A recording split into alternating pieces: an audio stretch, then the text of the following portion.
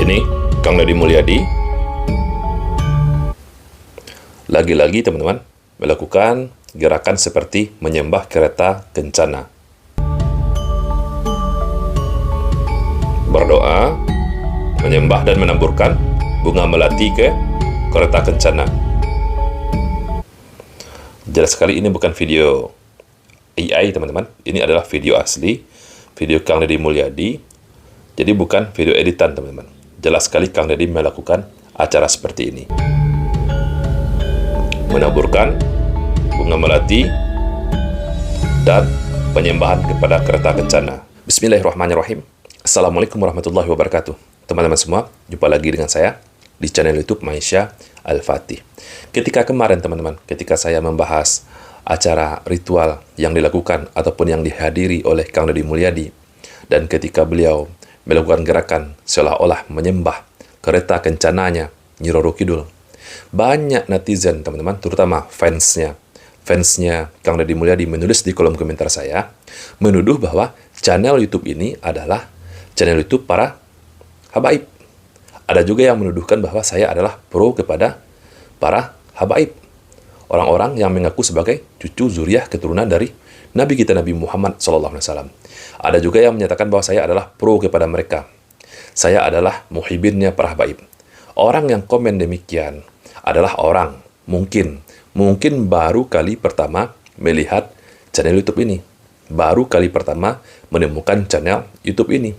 Kalau dilihat di list video saya teman-teman, dari awal sampai sekarang, saya sudah sangat banyak sekali, gak terhitung, sangat banyak sekali saya membahas tentang penyimpangan dan kesesatan dari golongan kaum Bani Ba'lawi ini teman-teman. Jadi coba realistislah kalau menulis di kolom komentar.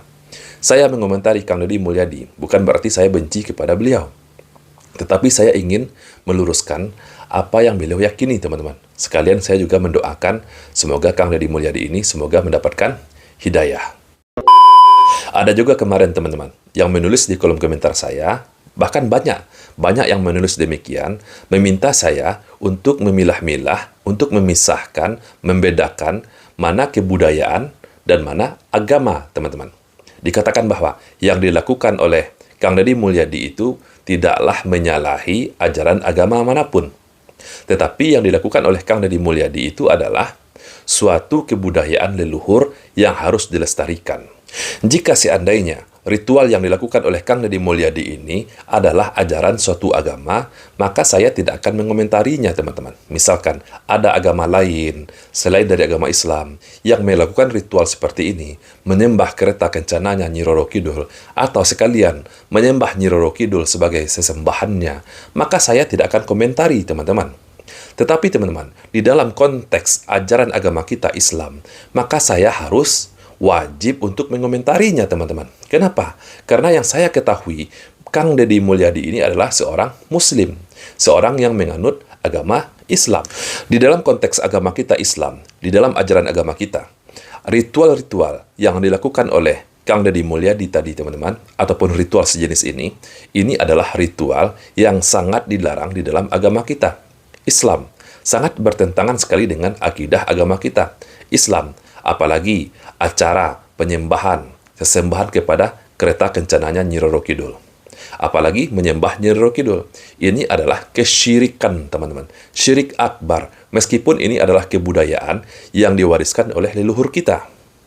Tidak semua budaya ataupun kebudayaan yang diwariskan oleh leluhur kita harus kita lestarikan, teman-teman. Tidak semuanya.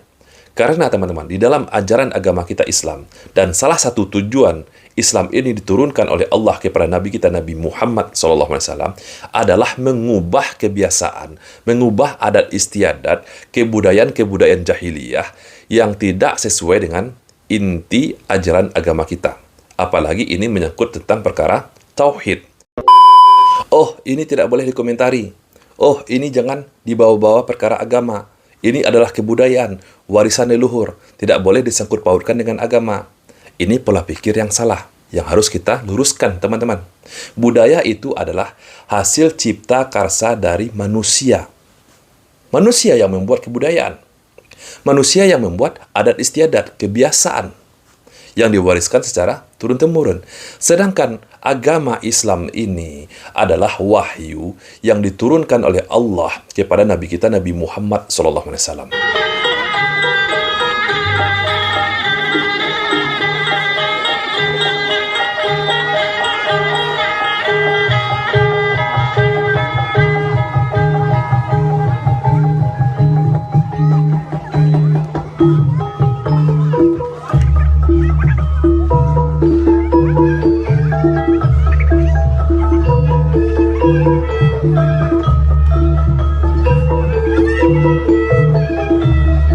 Karena di dalam agama kita ini, teman-teman, bukan hanya mengurus tentang perkara ibadah saja. Semua hal dari hal yang paling besar tentang perkara tauhid, tentang perkara memilih pemimpin dan segala macamnya, sampai ke perkara kecil, itu diurus oleh agama kita. Tentang masalah buang air kecil saja, teman-teman, diatur di dalam agama kita. Masuk ke kamar mandi, masuk ke WC juga diatur di dalam agama kita. Masalah buang air saja diurus, apalagi tentang masalah keyakinan. Apalagi tentang masalah akidah. Menyembah Nyi Roro Kidul. Meskipun ini seandainya diwariskan oleh leluhur kita, ini adalah perkara syirik akbar. Meskipun leluhur kita mewarisinya, tidak boleh kita lestarikan. Apalagi, teman-teman, saya menemukan sebuah video pidatonya Kang Deddy Mulyadi di hadapan para pendukungnya. Dia akan menjadikan Nyi Roro Kidul sebagai ikonnya suatu kota, teman-teman. Branding naon? Eropa boga lukisan Mona Lisa. Cina, Tiongkok boga Dewi Guan Yin. Jadi branding. Kunaon teu wani urang Pangandaran. Brandingna Nyi Ratu Kidul.